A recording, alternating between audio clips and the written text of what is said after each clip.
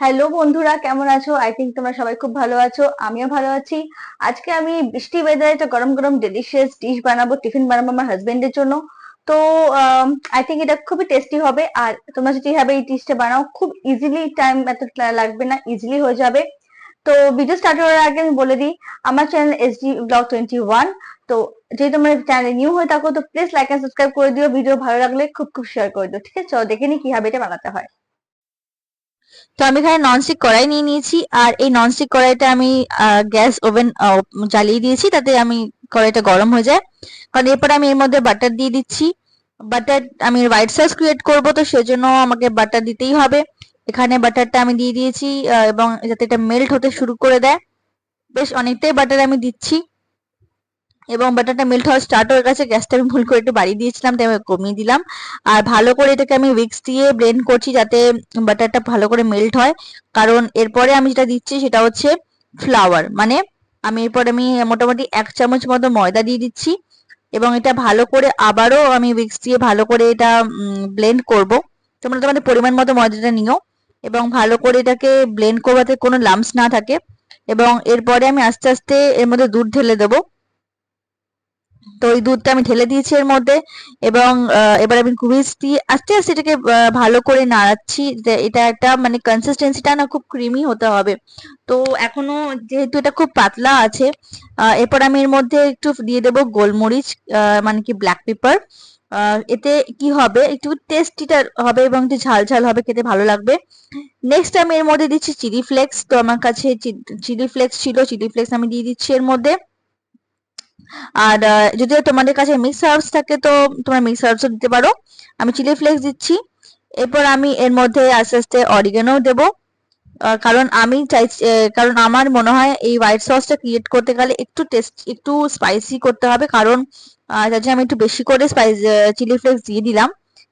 আর তোমরা একটুখানি দেখে নিও যখন এটা হোয়াইট সসটা বানাবে, সেটা একটু নুনটা দেখে নিও, কারণ নুনটা একটু স্বাদ মতো যে বেশি কম খায়, সেই জন্য সেটা একটু টেস্ট করে দেখে নিতে হয়। ঠিক আছে, তো আমি এটাকে ভালো করে আবারও মিক্স দিয়ে ঘাটছি, যাতে ভালো করে জিনিসটা মিক্সিং হয়।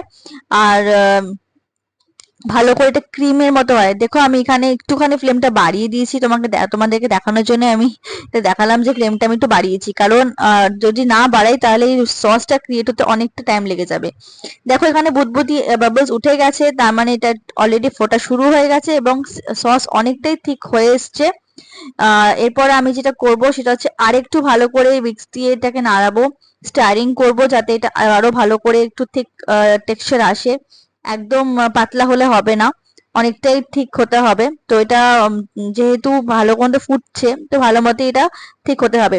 এরপর আমি যেটা করব, এর মধ্যে মেইন জিনিসটা এরপর আমি দিয়ে দেবো, যেটার জন্য অ্যাকচুয়ালি মেন আমাদের খাবার। ঠিক আছে, তো আমি আলাদা করে এখানে ম্যাকারনি পাস্তা বয়েল করে রেখেছিলাম আগে থেকে। তো আমি এবার এর মধ্যে ম্যাকারনি পাস্তাটা দেওয়ার জন্য প্রস্তুতি নিচ্ছি, কারণ এটা অলমোস্ট মনে হচ্ছে ঠিক হয়ে এসছে। তো এবার আমি ভালো করে আরেকটু ঘাট নিচ্ছি, কারণ যতক্ষণ না ঠিক হবে তো হোয়াইট সসটা ভালো হবে না। তো white sauce I think create হয়ে গেছে। আর এর মধ্যে আমি এবার দেবো ম্যাকারনি পাস্তা। ঠিক আছে, কিন্তু হ্যাঁ একটা কথা, সেটা হচ্ছে এটা অবশ্যই তোমরা এর মধ্যে চিজ দিতে পারো। আমি এখানে ইউজ করেছি আমুলের মোজারেলা অ্যান্ড শেডার চিজ পাওয়া যায়।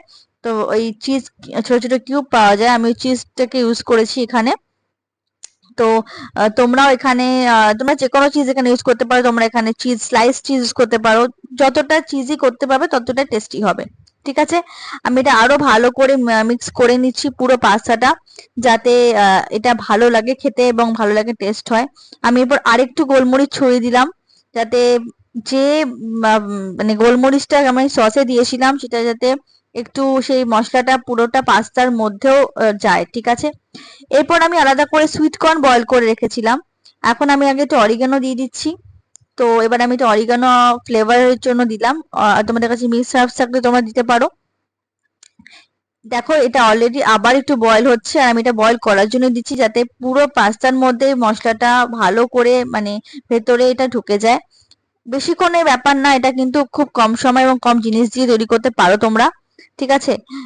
তো এবার আমি একটু নুন দিয়ে দিলাম, কারণ হোয়াইট সসের মধ্যে নুনটা থাকে না সচরাচর, তাই আমি আর একটু নুন দিয়ে দিলাম।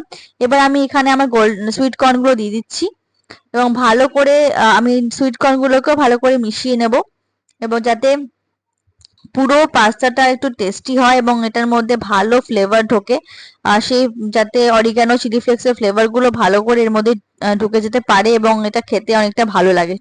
ঠিক আছে। তো যদি তোমাদের মনে হয় যে না একটু ঝাল খেতে পছন্দ করো, তোমরা আরেকটু বেশি করে গোলমরিচ বা চিলি ফ্লেক্স দিতেই পারো, নো প্রবলেম। বাট আমি এখানে ঝাল খুব একটা খাই না, তাই আমি একটু খুব একটা স্পাইসি করিনি। এটা আমি জাস্ট নিজের স্বাদ মতো এটা রেখেছি। ওকে। তো এরপর আমি এটা ফ্লেমটাকে অফ করে দেবো, আর অফ করার পর এটা আমি একটু ট্রান্সফার করব একটা একটা মাইক্রোওয়েভ বলে। কেন করব সেটাও তোমাদের আমি দেখাবো। তো চলো আমরা দেখে নিই যে এটা কেন আমরা এখনো মাইক্রোওয়েভ বলে এটাকে আমি ট্রান্সফার করছি। ঠিক আছে। তো আপাতত গ্যাসের ফ্লেমটা আমি অফ করব। আর এটা বেশিক্ষণ তোমরা কিন্তু অবশ্যই রেখো না গ্যাসের মধ্যে, তাহলে এটা পুড়ে যাওয়ার চান্সেস হতে পারে। চলো এবার আমরা এটাকে দেখে নিই। তো চলো আমি এটা মাইক্রোওয়েভ বোলের মধ্যে ট্রান্সফার করে নিয়েছি।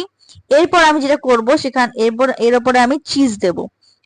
চিজ আমরা অবশ্যই দিয়েছিলাম হোয়াইট সসের মধ্যে, বাট এখানে আমি আরো একটু ভালো করে চিজগুলোকে স্প্রেড করব, কারণ যদি তোমাদের কাছে এই চিজটা না থাকে তাহলে তোমরা যে কোনো আমুল চিজ মার্কেটে পাওয়া যায়, বা যে কোনো চিজ তোমরা গ্রেট করেও দিতে পারো, তাতেও খুব টেস্ট হবে। ঠিক আছে। এরপর আমি এর মধ্যে আবার দেব চিলি ফ্লেক্স। তো চিলি ফ্লেক্স আমরা দিয়ে দিচ্ছি। এখানে আমি চিলি ফ্লেক্স কতটা দেবো না, আমি এখানে স্প্রিঙ্কল করার জন্য দিচ্ছি। তো দেখে না আমরা চিলি ফ্লেক্সটা স্প্রিঙ্কল করে দিচ্ছি। আর নেক্সট আমি যেটা করছি সেটা হচ্ছে এখানে আমি অরিগানো, এটাকেও আমি স্প্রিঙ্কল করে দিচ্ছি। ঠিক আছে।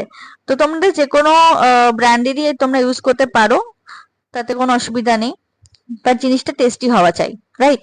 কারণ আমরা করছি খাওয়ার জন্য। তো চলো এবার আমরা এটাকে মাইক্রোওভেনে দিয়ে দেবো।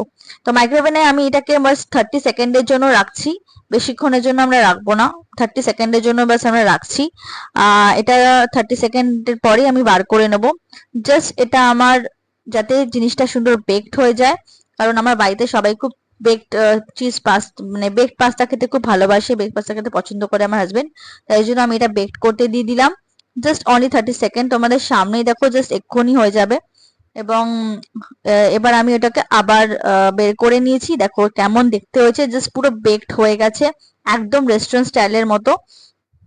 তো তোমরা ঘরে খুব ইজিলি এরকম রেস্টুরেন্ট স্টাইলে হোয়াইট সস চিজ পাস্তা বানাতে পারো, তাতে কোনো প্রবলেম হবে না। ঠিক আছে, চলো এটা প্লেট করে নি। সো আমরা প্লেট করে নিয়েছি এই পাস্তাটা। আই হোপ এটা খুব হবে টেস্টি খেতে হবে। তো বন্ধুরা কেমন লাগলো, প্লেট আমরা করে নিয়েছি। যদি ভিডিওটা ভালো লাগে তো প্লিজ লাইক এন্ড সাবস্ক্রাইব করে দিও, আর কমেন্ট করে জানিও কেমন লাগলো এই রেসিপিটা। ঠিক আছে, এবার দেখা হচ্ছে আবার নেক্সট ব্লগে। Bye bye.